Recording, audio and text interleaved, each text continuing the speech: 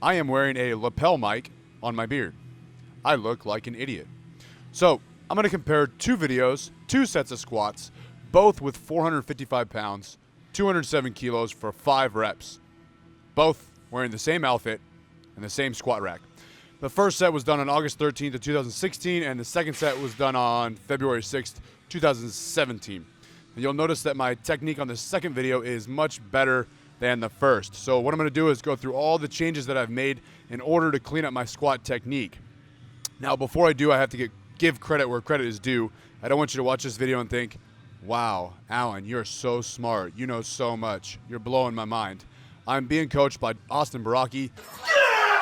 He's a starting strength coach, and these are the changes that he has made, the improvements that he has made to my squat. So be blown away by him.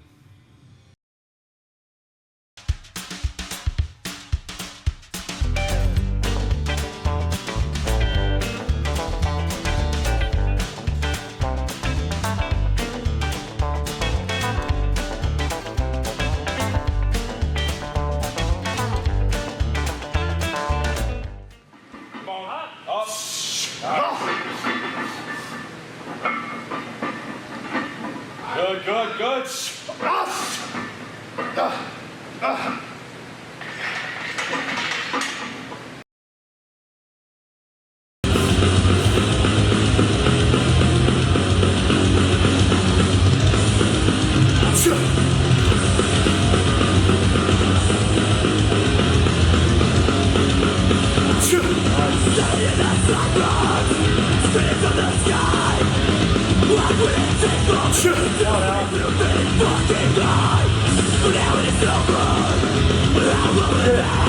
One more.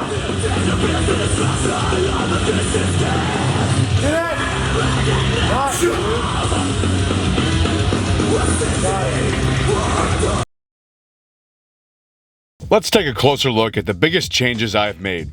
Number 1, I've cut a few inches off of my depth.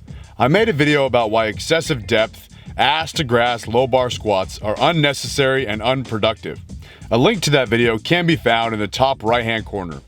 In short, squatting ass to grass was negatively affecting my balance.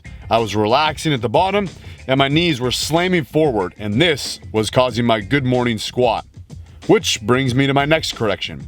Number 2, I am now trying to focus on breaking at the knees and hips simultaneously. If you watch my first movement here, I'm kicking my hips back at the start of every rep. This is shifting my weight back onto my heels. You can see it by watching my feet.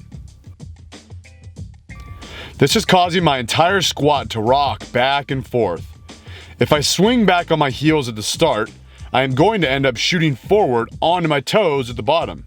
If my knees come forward at the bottom on the way down, they're going to shoot back at the bottom on the way up. This is causing my hips to spit out behind me, leading to this good morning squat. Dr. Jordan Feigenbaum, another starting strength coach, explains this here. So the deal is what you'll see is people are too far in their heels, and so their shins are vertical. And then at the bottom, you have no choice but your shins shoot forward. And then when you drive your hips, you do a good morning. You're like, why am I doing a good morning? The idea is the first quarter of the squat, you get your knees set and you keep them there the whole way. And so you don't do the good morning. You don't end up completely with a vertical shin at the bottom. You get to use your quads when you squat. The correction I've made is allowing my hips and knees to break or unlock at the same time. This is how I keep the barbell over mid-foot throughout the entire squat, which will ensure that I stay balanced. It will allow me to use my hips and quads simultaneously.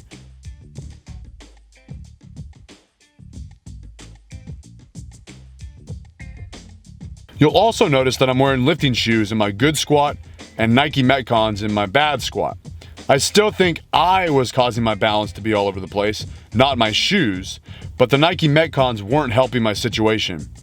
Squat shoes definitely improved my balance because of the flat, solid surface. People always ask me why I was squatting my Nike Metcons, and I don't really have a legitimate answer. While I was in the process of moving the gym, I left my squat shoes at the old location, and I needed to squat that day. I just squatted in what I was wearing, my Nike Metcons, and I had a fairly decent squat day, or what I thought was a fairly decent squat day. So I decided to squat in those for the next couple of months. Wear squat shoes. They're so much better than tennis shoes, chucks, toe shoes, or squatting barefoot. Correction number 3, constant head, chest, and torso position. Here you'll see me pick my chest up out of the bottom. This shifts my balance, the barbell's no longer over the middle of my foot, and it takes the tension off of my hips, making it difficult to grind through heavy reps.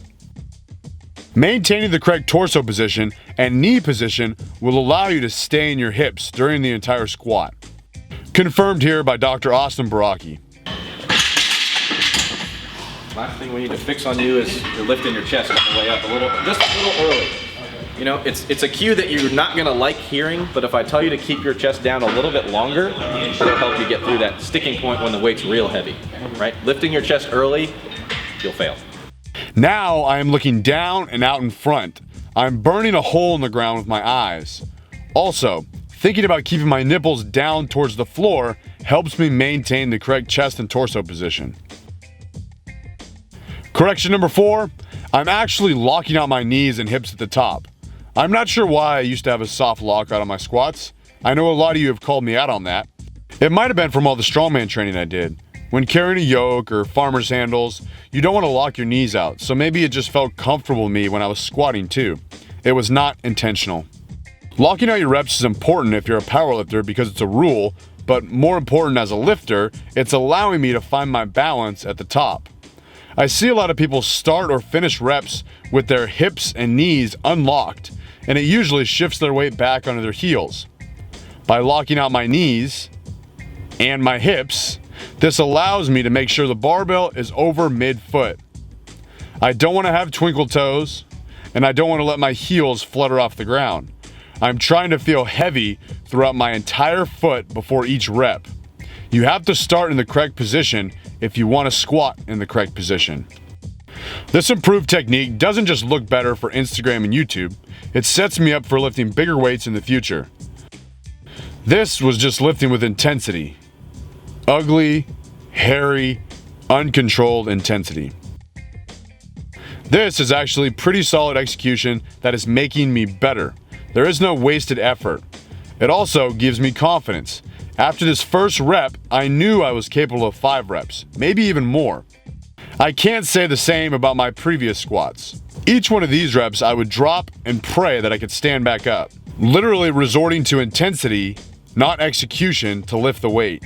Hopefully this will help you fix your good morning squat and give you a better understanding of the importance of keeping the barbell over the middle of your foot throughout the entire movement. Thanks for watching, and always remember, tread on time.